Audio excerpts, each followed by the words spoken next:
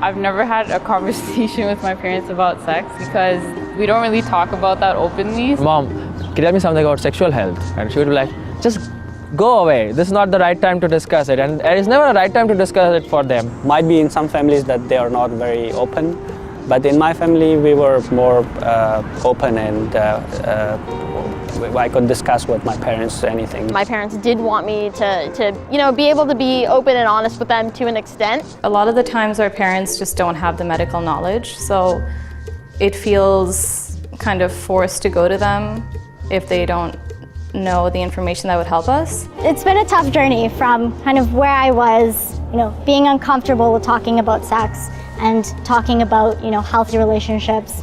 Coming from a culture where I didn't feel comfortable talking about that stuff because you never know when the appropriate age is going to be able to talk about those kinds of things. It's just important to kind of get over that.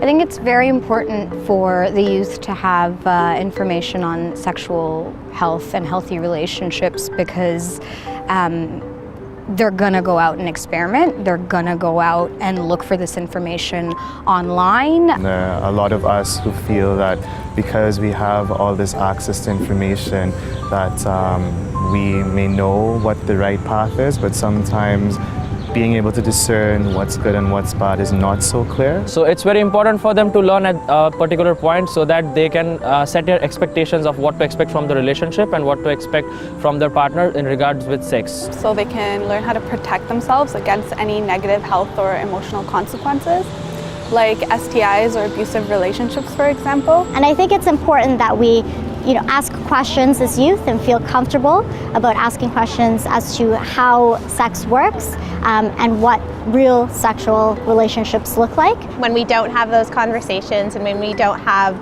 the language to talk about those things, it is a really good way of silencing people, and that silence leads to kind of shame and stigma that then stops people from coming forward when they have questions or concerns or negative experiences or experience sexual violence. And I think that when we invite that dialogue and invite that open, healthy conversation, it really promotes that inclusivity, that awareness, that acknowledgement and acceptance. And I think it's important to create the space for that in our communities.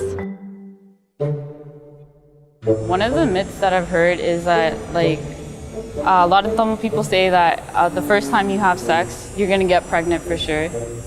And then another one that I heard is if you go to public washrooms, like toilets, if you use them, there's a possible chance that you could get AIDS from using the toilet. I asked my dad's youngest sister, how does it work, right? How are babies produced? And she told me that when your parents hug and kiss a lot, the babies are produced. Probably the biggest sexual health myth that I've heard is that it's kind of clearly something that really only happens after marriage. Some of the sexual health myths that I heard is when, let's say if someone says yes to consent, it doesn't really mean it's a yes.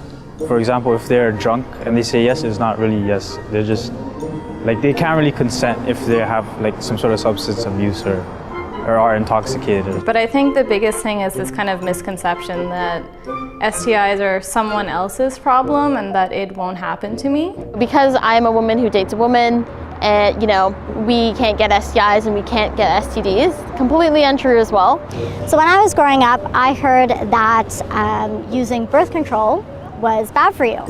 It was something that was just said amongst my friends. My family kind of insinuated it from time to time. Especially in the East, because there is a social taboo around some of these subjects, these myths continue to roll around in society.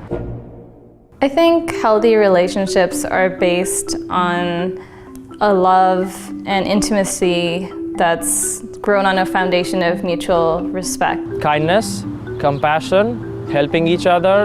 A relationship where there's understanding, a relationship where there is trust between two people, and an open communication. Just being open and honest and being comfortable communicating what makes you comfortable and what doesn't make you comfortable. First and foremost, mutual respect, being able to understand and listen to each other's needs and wants and be supportive. Not fighting with each other for superiority, like I am superior, not exerting power over the other person. It becomes an unhealthy relationship when one person has too much power and kind of eclipses the needs and wants of the other person. I think there's a lot of dialogue around consent when it comes to healthy relationships, healthy sexual relationships especially nowadays, and I think that that's something that we should talk about. I think it's a two-way street. First off, I think parents do need to be open to their kids coming to them and having these conversations. In the South Asian community, it's always going to be an awkward conversation because there is so much stigma and taboo around it. It doesn't really, it's always going to be weird. And especially coming from a Muslim majority country, being conservative, it's actually even more difficult than just talking to parents about an issue that's not really comfortable. Maybe it starts with that. It starts with our parents and our families being able to sit through that discomfort with us and really let us know that that discomfort is okay. They will talk to their friends. It's better that you give them the information that you know will ensure that they practice safe sex or they are in consensual, healthy relationships, as opposed to them going out and learning the hard way. It takes a lot of courage. Courage from youth to be able to go that extra mile out of their comfort zone and be able to sit down and just have that real conversation with their parents. Maybe use something you saw on TV or in movies to kind of initiate the conversations. That way it seems like you're not bringing up the conversation out of nowhere. The one message that I have for youth is to always try to connect with the ideas that you matter, you're worth it, and you deserve respect. There are people and services out there who are willing to help you and support you, so don't ever feel like you have no one to talk to or that you're alone. It was really about just gathering that courage and being able to say, listen, this is what's going on and I need some help.